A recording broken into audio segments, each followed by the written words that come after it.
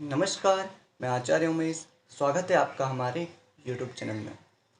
प्रिय दर्शकों, आज का जो यह कार्यक्रम है मिथुन राशि के लोगों के लिए बेहद खास है, बहुत महत्वपूर्ण है। कैसा रहने वाला है उनका आने वाला सितंबर का महीना, स्वास्थ्य, उनका कैरियर, उनका दाम्पत्य जीवन और भी बहुत कुछ आज के इस कार्यक्रम में। दोस्तों, आपके सामने जो ये चार्ट बना है, यह सितंबर मास का चलित चक्र है। इस पर एक बार दृष्टि डालते हैं। आपके द्वितीय भाव में शुक्र विराजमान है, तृतीय भाव में सूर्य बुध विराजमान है, चतुर्थ भाव में मंगल विराजमान है, पंचम भाव में केतु विराजमान है और भाग्य में शनि, दसम भाव में चंद्रमा, एकादश में गुरु और राहु विराजमान है। और अब सर्वप्रथम जानते हैं इस महीना आपका स्वास्थ्य कैसा रहेगा। आपके लग्निश बनते हैं बुध जो कि विराजमान है तीसरे भाव में। दर्शकों, तीसरा भाव अच्छा नहीं माना गया है। वहीं रोगीश बंधे हैं मंगल।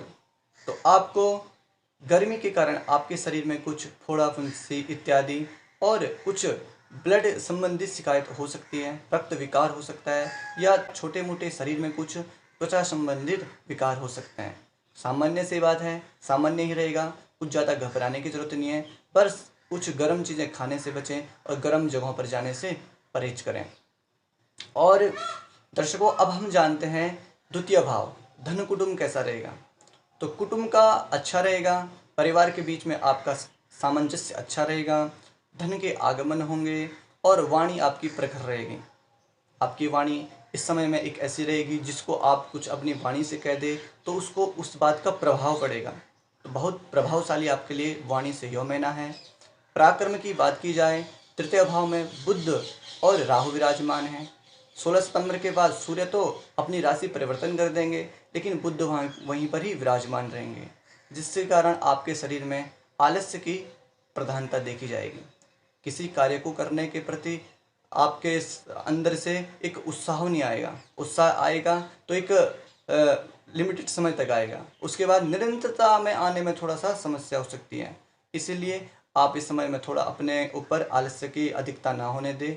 सुबह जल्दी उठें और अपने अध्ययन अध्यापन पे या जिस भी कार्य में आप करते हैं उसको करने अवश्य जाएं। नहीं तो इस महीने अगर आलस्य आपके अंदर आएगा तो अगले महीने भी आपका उस चीज़ का क्या एक अभ्यास बन जाएगा।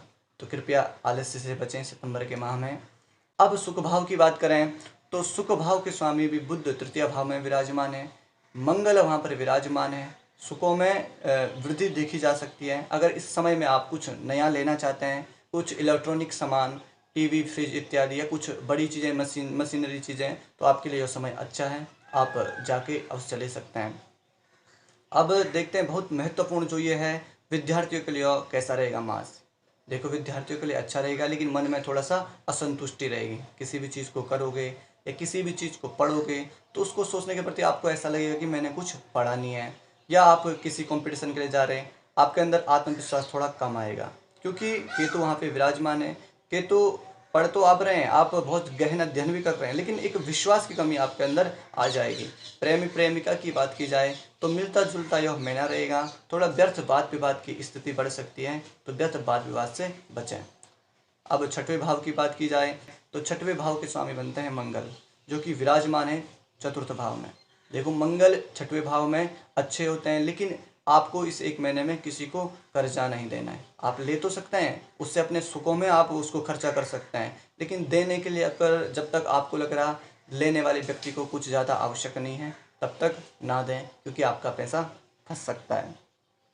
अब सप्तम भाव की बात करें, आपका दाम्पत्य जीवन कैसा रहेगा। दाम्पत्य जीवन अच्छा रहेगा, आपको अपने साथी से लाभ की प्राप्ति होगी और आपका जो बिजनेस है इसमें अचानक धन का आगमन हो सकता है। आप जिस क्षेत्र में नौकरी कर रहे हैं तो कुछ आपको लाभ दिख सकता है, क्योंकि सप्तम भाव के जो कारक हैं वो लाभ भाव में बैठे हैं। उनके साथ राहु की युति है, जिसके कारण आपकी पत्नी के साथ थोड़ा मतभेद हो सकता है और आपका मन भटका हो सकता है। अगर इस समय में कुछ आप नया बिजनेस करना चाहते हैं, थोड़ा एक महीने का आप टाइम ले लीजिए, उसके बाद ही कुछ नया करें, क्योंकि राहु जो होता है ये भ्रम की स्थिति पैदा करता है। कहते हैं बुद्धि विहीन मत विभ्रम सर्वशून्यम। जो राहु है इसका स्वभाव है, ये सोचता है कि मुझे ये काम इस टाइम पे करना चाहिए, लेकिन वो कभी गलत हो जाता है। गुरु जो आपके व्यापारी हैं वो राहु के साथ बैठे हैं, तो इस समय में कृपया कुछ नया बिजनेस अगर करना आप चाहते हैं तो अपनी कुंडली का अच्छे से पहले विश्लेषण कराइए, तभी जाके आप आगे का यो काम करें। अगर आपका आयु की बात की जाए तो आयु अच्छी रहेगी। आयु वृद्धक शनिदेव हैं जो कि भाग्य भाव में बैठे हुए हैं। भाग्य में शनि खुद अपनी राशि में बैठे हुए हैं। भाग्य का फल आपको अच्छा मिलेगा। आप कहीं पर भी किसी प्रतियोगिता की तैयारी कर रहे हैं तो आप जाइए, अपना 100% दीजिए, भाग्य का साथ आपके साथ अवश्य है। दोस्तों, कर्म की बात की जाए तो कर्म इस बनते हैं, गुरु जाके विराजमान है लाभ भाव में, तो जो कर्म करेंगे उससे लाभ अवश्य होगा। लेकिन चंद्रमा वहीं पर विराजमान है तो एकाग्रता भंग होगी, आपके अंदर चंचलता देखी जाएगी। आप जिस कार्य को करेंगे कभी तो आप करेंगे एक 100% कोशिश देके करेंगे, तो कभी आप 10% भी कोशिश नहीं करेंगे। कृपया ऐसा ना करें। अपना सच्चे मन और लगन से उस कार्य को आपको करोगे तो आपको कर्म क्षेत्र से लाभ अवश्य प्राप्त होगा। ध्यान दें, आप जो भी कर्म अभी कर रहे हैं उसको करते रहिए। आपको इस समय में कोई नौकरी नहीं बदलनी है। अगर आप बदलोगे तो राहु की उसके साथ मैत्री हो रही है, जिसके कारण व्यर्थ आप फंस सकते हैं, अर्थात आप जिस नौकरी में कर रहे हैं उस नौकरी से भी हाथ धो सकते हैं। तो अगर गवर्नमेंट वगैरह का कहीं का चांस बनना तो तब तो इंसान कर सकता है, लेकिन अगर प्राइवेट क्षेत्र में आप हैं तो जहाँ पर हैं यथावत रहिए। अगले महीने आपको बताएंगे करनी है या नहीं करनी है। अब जानते हैं दोस्तों एकादश भाव लाभ की स्थिति। लाभ भाव में गुरु चांडाल योग बन रहा है। आपको लाभ कभी देखने को मिलेगा, कभी नहीं मिलेगा, तो मिला जुला फल रहेगा। लाभ में कोई वृद्धि होने के अवसर कम ही प्राप्त हैं, लेकिन जो है वो निरंतर ही रहेगा। व्यय की बात की जाए तो व्यर्थ व्यय न करें। आप अपने सौंदर्य, ऐश्वर्य और ऐशो आराम पे इस समय में बहुत ज़्यादा खर्चा करेंगे, क्योंकि जो व्ययेश हैं वो शुक्र हैं। शुक्र जाके विराजमान है धन भाव में, तो धन तो आएगा लेकिन व्यय भी बहुत होएगा।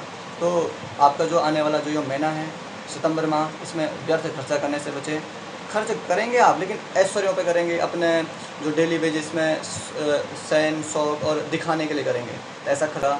नई चीज़ सीखने में आपका खर्चा होगा, तो अवश्य अगर आपको खर्चा करना है तो कोई बड़ी बात नहीं है, धन का आगमन होता रहेगा, क्योंकि जो व्ययेश हैं वो धन भाव में विराजमान है। तो जितना खर्चा होगा उतना धन का भी आगमन होता रहेगा। तो प्रिय दर्शकों, यह था आपका सितंबर महीने का मिलता जुलता फल।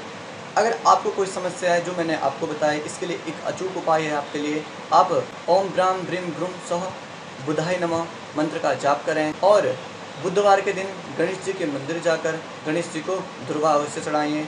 अगर आपको वीडियो अच्छी लगी होगी तो हमारे चैनल को अवश्य सब्सक्राइब करें। हम आपके लिए ऐसी वीडियो लाते रहते हैं और बने रहिए हमारे साथ। हरे कृष्णा।